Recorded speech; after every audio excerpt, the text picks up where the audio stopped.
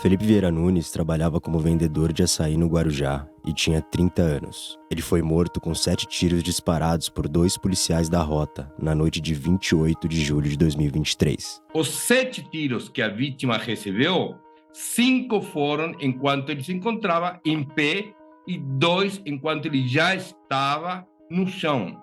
Não é possível dizer ao certo o horário que os tiros aconteceram. Isso porque o laudo necroscópico aponta que ele teve óbito em trânsito às 9h43 da noite. Mas o BO diz que a ocorrência aconteceu mais de 1 hora depois, às 10h52. O UOL teve acesso a algumas imagens do corpo de Felipe no necrotério. Em algumas delas apareciam marcas similares de queimaduras de cigarro em partes do corpo. Mas os ferimentos simplesmente não constam no laudo necroscópico. Se ele não apareceu no laudo e ele existe, o laudo não cumpriu com as exigências legais que determina que todo elemento de interesse pericial ou ferimentos no corpo tem que ser obrigatoriamente relatados para entender o que aconteceu antes, durante ou depois da morte da vítima. Este vídeo foi gravado por um morador da Vila Baiana, no Guarujá, horas depois da morte de Felipe. O chinelo dele, moleque, eu vou levar. Acho que ele caiu aqui, ó. Nas dedos, aqui, ó. Ele tá com seu sangue, moleque. Assim. Vai pra experimentar o bagulho. A bala. Tiro. Nossa, a mão dele. Ele tenta correr. Ele tenta correr. Isso porque ele tinha uma deficiência no braço, ocasionada por um vidro que estilhaçou no antigo trabalho dele, um salão de cabeleireiro. Com isso, os movimentos de 3 dedos da mão foram reduzidos, o que dificultaria ele manusear qualquer arma. Primeira vez que eu pensei que eu ia morrer na minha vida, mano. Mas graças a Deus tô melhor, só que eu perdi a sensibilidade, né, de 3 dedos. Então pra trabalhar na área fica meio complicado, né? Voltando à cena do crime, na Vila Baiana a população tem certeza de que ela foi alterada por parte dos policiais, o que é ilegal. No boletim de ocorrência tá que ele foi socorrido pelo SAMU. E no dia do ocorrido, as pessoas falaram que ele saiu de lá morto na viatura.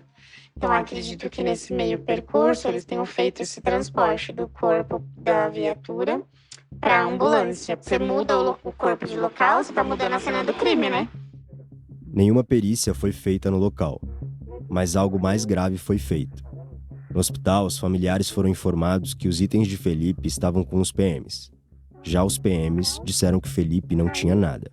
Mas nas fotos do necrotério dá pra ver que a chave do carro dele estava ao lado do corpo. E o celular de Felipe, que sumiu, foi acessado mais de 1h30 depois de ele ter morrido. Existem várias inconsistências nos relatos oficiais. Agora mesmo teve a 19ª morte, os moradores estão denunciando, estão dizendo que os fatos não ocorreram como estão sendo relatados. A Operação Escudo do governo de São Paulo tinha como principal objetivo focar o tráfico de drogas na Baixada Santista. Mas a matança começou após a morte do soldado da rota Patrick Bastos Reis, na noite de 27 de julho de 2023. Nós não vamos deixar passar impune a agressão a policial. Não hesite em utilizar a legítima defesa a seu favor. Faça isso. A sociedade quer que você trabalhe, viva bem e esteja íntegro para cumprir as suas missões. Nenhuma das vítimas até agora que a gente tem conhecimento foi pedido o exame residográfico, que seria um exame importante, um exame complementar importante para determinar se houve ou não troca de tiros. Existem uma série de inconsistências, né? Não houve hostilidade, não houve excesso, houve uma atuação profissional, né, e que resultou em prisões, e nós vamos continuar com as operações. Então eu diria que, do ponto de vista de uma política de segurança pública, desde o início parecia muito claro que tanto o governador quanto o secretário da Segurança Pública estavam muito alinhados no sentido de resgatar uma política e uma polícia muito violenta. Não tem novidade se a gente for pensar um pouco no que foi a campanha eleitoral do Tarcísio.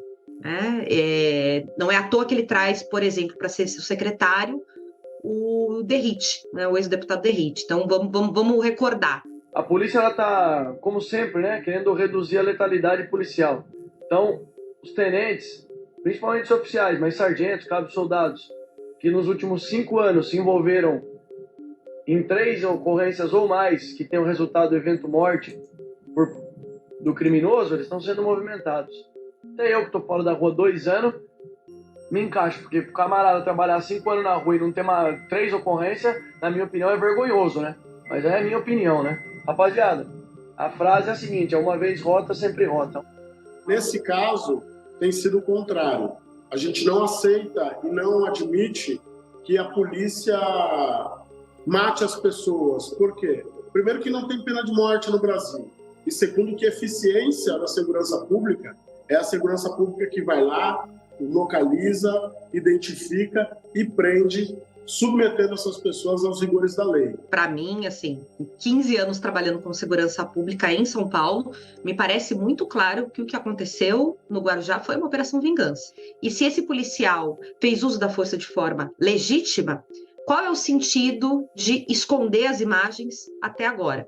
Em nota, a Secretaria da Segurança Pública afirmou que em 11 dos 19 casos que terminaram em morte no Guarujá, os policiais eram de batalhões que possuíam câmeras.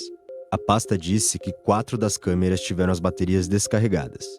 Entre elas, as da ocorrência que vitimou Felipe Vieira Nunes, segundo a apuração do UOL.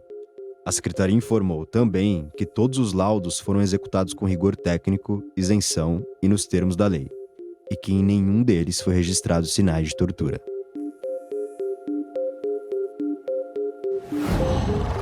Qual